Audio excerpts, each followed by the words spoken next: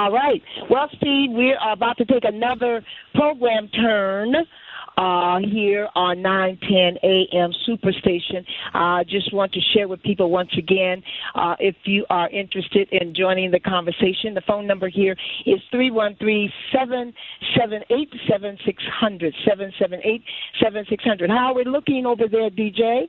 Right now, we are looking just fine. The lines are wide open right now, and I do have our guest on the line for our next segment, Mort Meisner. Absolutely, Mr. Mort Meisner.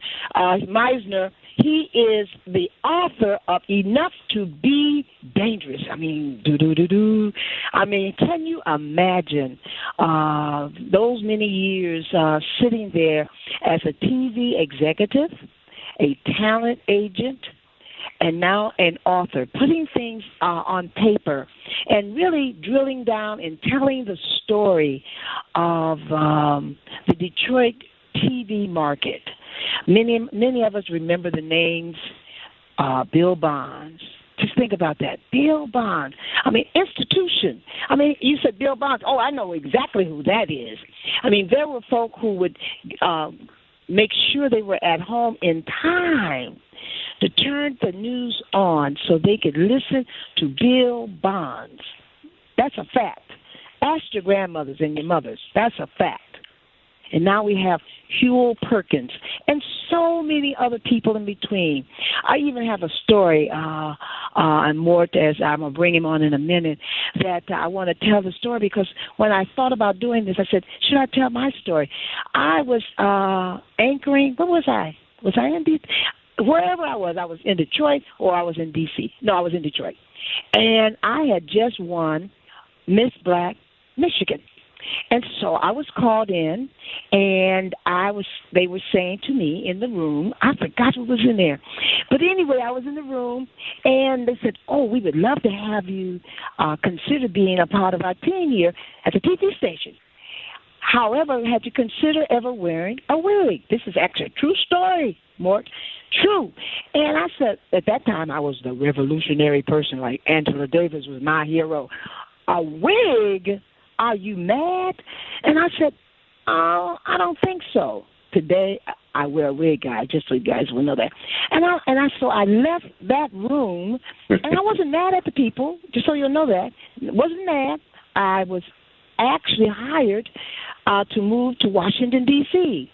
For 20-some years, I never wore a wig. I was the first black female, of course, who had an afro on television in D.C. In a market that accepted the braids, twists, wigs, afros, etc. And because I was an oddity, I mean, it was odd there too, Mort. It was odd there that I became that person that people said, well, she can do this. Maybe not others, but she can do this. And so for 20-some years, that's who I was in Washington, D.C., on the air, radio, and television. But here, I was asked in the room, I had to considered wearing a wig. And I'm like, and this is 30 years ago. And I just couldn't see any further than the door. But anyway, let me bring him on.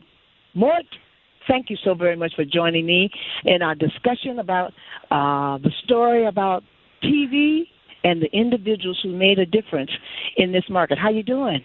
Hey, Lavonia, thanks for having me on. I appreciate it, and I learned something about you listening, so thanks for sharing. Yeah, I actually started here at Channel 56, and and believe it or not, I don't know if you remember Mr. Hy Levinson, who owned WCAR Radio. He actually is the uncle of Sandy Levin and Carl Levin. You know, it's funny about WCAR. I was thinking of EXL. I worked there for a minute spinning hillbilly music when I was in college. Isn't that something? George Blaha was my boss at WCAR. And everybody knows George Blaha, the voice of the Nice man. Absolutely. Yep. Wonderful guy. And so I do have a little history here in Detroit, but I was picked up and asked to come to D.C., go to D.C., and I stayed in D.C. for 27 years. I thought I was going to be there 1 year. I said, and Mr. Hyde Levinson said, Lavonia, your job will always be here if you want to come back. And I said, okay, I'll be back, because you know the market, you know I've got the business. Sure. And one day you're here, and another day you're not. And that was a fluid time. But I realized, as you said in your book, I realized that I was a individual. I was black, female, and I was a quota. I realized that. I understood it, and I was okay with it. I was going to make the best of it while I was there. And here I am today. Can you imagine what today I'm still on the air? Go figure. Yeah, well, it's a tribute to the quality of what you do professionally and personally, you know, and it's real interesting. Back in the 60s, you know, really before my time, but the 70s, 80s, and part of the 90s, TV news management was and still is to a great extent, sadly, run by mostly old white men and white women. And that's why a lot of the decision-making is certainly questionable. But my point is, you know, Beverly Payne, Diana Lewis, Doris Biscoe, Ann Eskridge, you name it. You know, you saw a lot of black women on TV, but you didn't see a lot of black men. And it's because white management often behind closed doors, and I fought hard against this for years, and I'm white, by the way. They didn't want to hire black men because they felt if they didn't work out, they'd have a chip on their shoulder. If they didn't work out, they couldn't fire them. And it was so reprehensible. That certainly has gotten better, you know, with men like Huel Perkins, who I talk about in my book. I hired Huel in St. Louis from Baton Rouge, Louisiana, and then I'm proud to say I brought him here to Detroit. One of my best friends and one of the great talents and social consciences in the country. Oh, no question about it. Absolutely. And you talk about him, and you talk about when you talk about black men during that time, I wrote it down. Garbage men programming or assignments. Tell us about that. Yes, I have a chapter. Sadly, it's called The Garbage Men. And what happened in local news, whether it was in Detroit way back when, in the late 70s, early 80s, at Channel 7, Chicago at CBS, ABC, NBC, and St. Louis, too, you would generally find one black man on the staff. And that was management felt an obligation to have a man of color, but usually he was the low man on the totem pole. And I had a boss in Chicago who, when all the good stories were assigned, the boss would say, well, let's just give this one to the garbage man. And I would say, well, what do you mean? And they would refer derisively to a low man on the totem pole. And I had one in particular that worked for me in Chicago. His name was Burley Hines. A good man. He's passed away now. But I was so aghast. I went to Burley and I said, you know how the bosses here above me think of you and treat you? I said, I want it to be different for you. And I challenged him, and I made sure he got better stories, and we raised not only the chinning bar, but the level of respect for him, because that was no way to treat a man or a woman, irrespective of color. But that was repeated throughout the country and throughout stations, and it's one of those dirty little secrets. What are some of the other little secrets? You had several in your book, and then you talk about the icon, Bill Bond. Bill Bond was could do no wrong here in the marketplace, as you know. Yeah. That we get off work I in worked time with so Bill. we can hear. I certainly worked with Bill at Channel 7, in the late 70s and early 80s. And then I had the opportunity to hire him near the end of his career to bring him over to Channel 2, and he was there for a while. I will say Bill was not only a dear friend, but the best male anchor I ever worked with at all 5 stations that I worked with. By the way, his partner, Diana Lewis, who I represent along with Glenda in my agent business, Diana, best female anchor I ever worked with anywhere. No disrespect to Carmen or other people. Diana just had them all beat. The thing with Bill had a very, very high chinning bar. And a story I like to tell after the newscast, we would dissect those in the middle of the newsroom. And Bill would often come out with the scripts in his hand and say, who wrote this, you know what? And someone would sheepishly raise their hand, and Bill would say, you know, damn it, with 3-letter word before, we're can't write this kind of you know what. And then he would demand better. He would call the person out, and then he would throw the scripts and storm out of the newsroom. Now, I'm not saying that was right or wrong. You could get away with it then. One of my frustrations now is critique someone. They run an 8-10.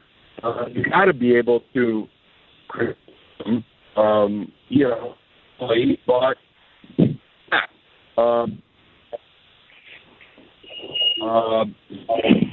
he was very, very. I believe at the end and making it better. Right. More before we close out today, I really want to really go back and make sure people know about Enough to Be Dangerous as is the name and the title of the book. But tell us what is happening in the newsrooms today as we relate to racism and sexism. I mean, has there been any change? What are you seeing today? You know better than anyone else that I know what's going on in inside those rooms. Well, really, in the last few years, we're starting to see change with that awful scandal at the TV show with Matt Lauer, scandal at Fox with Roger Ailes, where we're grown to have sex or lose their job. That people not really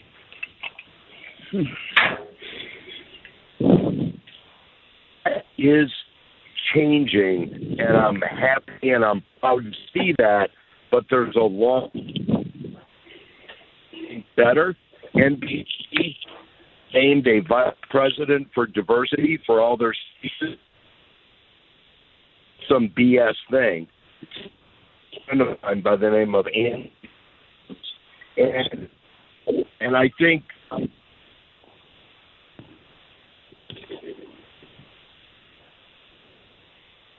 I'm being, you know, when I want to. Okay, Mort, let me have you, if you're on speaker, let me have you take us off speaker, and because you keep dropping in and out on us, because we're hearing bits and pieces of you. I'm not on speaker. Yeah, I'm not. Okay. We just want to make sure we can hear what you got to say. That's all. I apologize. The book is currently on bestseller list, which I feel grateful, fortunate for. And just in the event you missed any of what I said, black men and women are now ascending to positions of power and decision-making at the major networks and local stations, and that'll be reflected with the kind of news that's covered and those who are delivering it. We need more men and women like Joel Perkins who deliver the news fair and square, but we also need people of color in decision-making positions. Oh, no question about it. I've always said that We need producers, program directors. We need folk who are on the air, but many folk behind the scenes. So those who write the copy, just the copy alone. I was a desk editor at ABC in D.C., and I had the opportunity to sit there and decide if this story was a key story that should go out.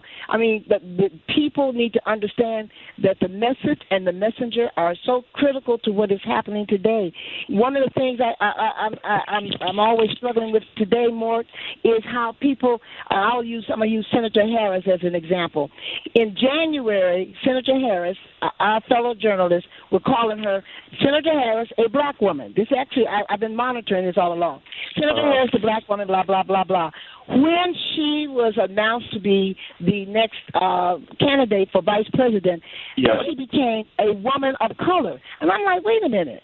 In January, she was black. In April, she's a woman of color. And I'm like, wait a minute, who wrote that copy?